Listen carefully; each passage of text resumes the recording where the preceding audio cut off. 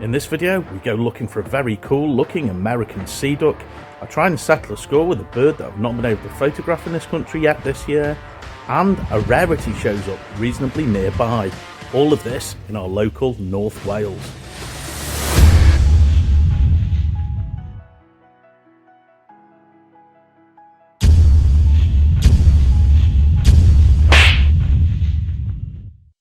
Hi folks, welcome back. This video starts close to home at Colwyn Bay on the North Wales coast. And this time we were looking for a bird we had ticked off our year list this year, but got terrible views. It's an awesome looking American sea duck, the surf scoter. It had been present at this site for a few days, but the challenge was it was amongst a flock of up to 3,000 common scoter. And with it being on the sea, it could be absolutely anywhere. Before we start searching, I'll take you back to the start of the year, where just down the beach at Llandulus I got this footage of a surf scoter in the serious distance. You can only just tell what it is by the white patch on the back of its head. Whereas this footage from the previous year showed the bird in very close, showing its incredibly striking plumage. This is more like what we were hoping for. There was definitely no shortage of birds to scan through, with the thousands of scoters as far as the eye could see in every direction. Adding to our challenge was the fact that the scoters were constantly moving, some of them flying from one piece of sea to another.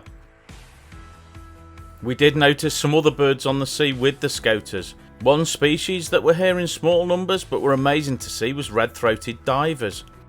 We scanned the sea for some time from a few different vantage points.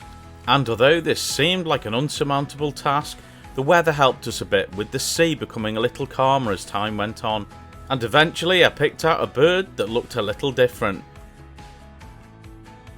This transatlantic visitor breeds in Canada and Alaska, and generally winters around the coast of North America as far south as Mexico, although a handful of these birds do show up on UK shores annually.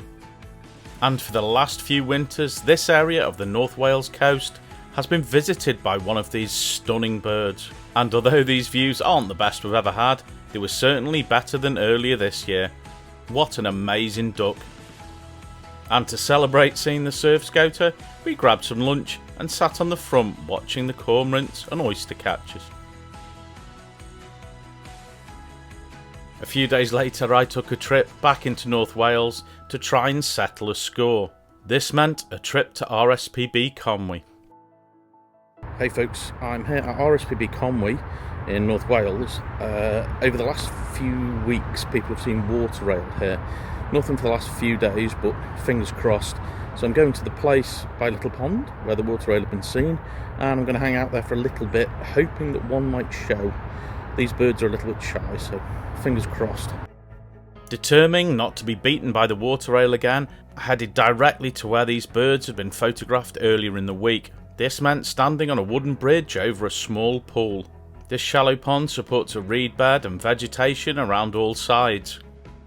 I began my vigil, questioning whether the water rail was still at this pool, and if so, if they were going to show themselves. These birds are notoriously shy.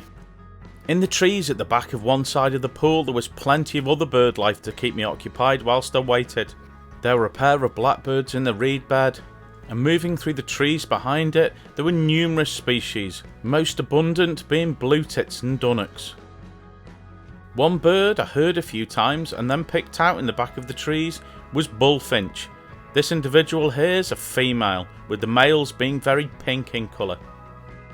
At this point I was joined on the bridge by one of the reserve's wardens, and she, very eagle-eyed, picked out on the far side a Chetty's warbler moving through the vegetation. This species used to be rare in the UK, but has spread quite rapidly in recent years. The only problem is they're more often heard than seen, so a nice addition to the day, but still no sign of water rail. No water rail yet, but I have seen a lovely view of a Chetty's warbler, which is unusual to see, usually just hear them. And there's plenty of birds up in the trees. I've seen a female bullfinch, robins, dunnocks and such. There's a robin right in front of me now. I'm making friends again. Got that guy down at the end. And for those of you who are viewing from abroad, robins are pretty brave in the winter and will often take food from the hand. And whilst it was wonderful getting to know this little fellow, something else took my attention. Pretty exciting. I just heard a water rail, like it was loud, and it seemed not too far away. So I'm really hoping it shows itself. The sound seemed to come from right in the middle of a small reed bed, and although I couldn't see the water rail yet, I was definitely encouraged. I just saw a water rail really briefly. I missed it in the camera. I was at the other side of the bridge just behind me because I heard another water rail, and then looked back and the bird ran away really quickly into the undergrowth. So no footage. So my wait continues. I focused my attention to the area where I'd just seen the back end of a water rail running away. And very soon the same thing happened again. I only just got the camera on it and caught it as it ran round the corner. Not the best footage. So I waited intently, trying to get something better, picking out any movement in the water and vegetation at the back of this pool. This area seemed pretty popular for birds coming down to bathe and drink. And just as I was about to put my camera down, a water rail ran across again. And although again this was a brief view, it was better than the one before, so we can count that on the year list. I saw the water rail numerous times. Getting the camera on it was the difficult bit, but I managed twice briefly as it ran away from me. So there were more than one there. There was an instance where one ran across and then another one followed it. But I've been here for hours, like hours now, and got this little bit of footage. But still, that's another bird off our year list. That's fantastic. Happy that I'd finally got footage of this shy bird after a few failures, I decided before I went home to have a look round a little more of the reserve. And out of one of the hides there was plenty of life, generally water birds with little grebes and many species of duck, including tufted duck, shoveler and teal like these two that were squabbling. There was plenty of gulls, most of them were herring gulls like this group that was spooked. They eventually landed on a grass bank and I noticed amongst them a great blackback gull, the world's biggest gull. And as I was about to leave, I walked past the pool I was at previously and bizarrely, a water rail ran out in front of me, giving me the best footage yet. At this point I was about to go home, but then things changed. Hey folks, I was just about to leave and I bumped into one of the wardens here who was chatting to earlier when I was looking for the water rail, and she said a couple of hours ago there was a jack snipe, which is another bird we need for our year list. This is a long shot. It's probably gone now. They're difficult to see at the best of times, but let's see if we can find it. I've got to walk along here to find a screen. Stick with me. I followed the path briskly, walking alongside the estuary, passing shorebirds like this curlew, eventually finding a viewing screen which looked over a pool that was split in two by a grass bank. I began to search for the jack snipe that was sighted a couple of hours earlier. There were a few birds that were obvious in front of me, like roosting teal and a common snipe that was feeding really close in. Luckily for me though, there was another birder present who pointed me in the direction of the jack snipe. This little wading bird apparently had showed really well before, but had now hunkered down in some vegetation to rest. Fortunately, it still had its head on show and part of its back, which made it easy to identify. Soon though, it dropped really low in the vegetation, making it almost impossible to see. Soon we discovered it was this carrion crow that had spooked the jack snipe.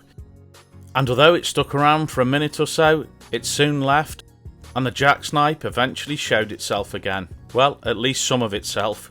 This smaller cousin of the common snipe aren't UK breeders, but do visit in the winter, but are notoriously difficult to find unless flushed, as they're very camouflaged.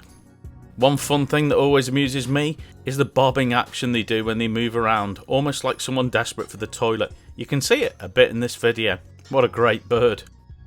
That, folks, was genuinely exciting. I got there and there was another birder there who had it in a scope. It was hunkered down in some vegetation. It did briefly come a little bit forward, but never fully out. but it did its bobbing thing that jack snipes do briefly. Oh, what an amazing bird. That's the best I've ever seen it. Kelly's going to be jealous. Amazing. Over the moon at a very successful bit of local birding, I walked down the estuary back towards the car, passing this very successful little egret as it caught 3 fish in quick succession. A few days later I was working from home when there was an exciting report only about an hour away. Hey folks, I've come up to the Great Orme. I'm not going to speak too loud because there's lots of birders in front of me. For a bird that I have seen before, but not like this. This is like seriously exciting. The bird I'd come here to see had been reported that morning in a hawthorn bush by a single track road on the Great Orme here in North Wales. This bird was a red-breasted flycatcher. Yes, it's a species we have seen a couple of times this year and was our 240th bird. But what makes this individual very special is that it's a grown-up, an adult bird, whereas the last few we've seen have been juveniles. This species that breed in Eastern Europe and Russia do frequent the British shores and generally the east coast on migration.